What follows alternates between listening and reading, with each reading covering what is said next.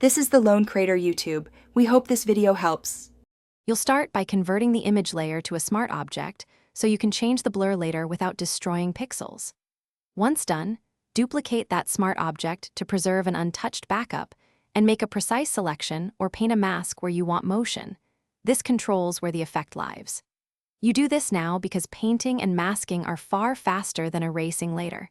Make sure your selection feathering is subtle so the blur blends naturally with surrounding detail. You'll apply filter, blur, motion blur to the duplicated smart object. Set the angle to match the subject's trajectory so streaks look authentic. Then increase distance until the streak length reads like real movement.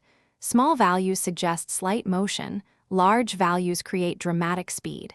Because you used a smart object, you can reopen the smart filter to tweak angle and distance.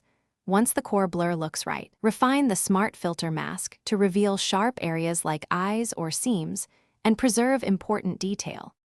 Finish by blending the blurred layer.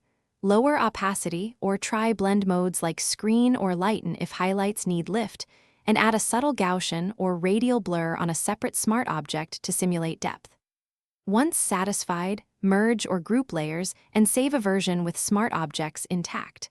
If the blur looks wrong, check the mask edges. Overfeathering causes halos. Paint mask with a soft black brush to hide artifacts or reduce distance in the motion blur until streaks match the scene's speed and direction.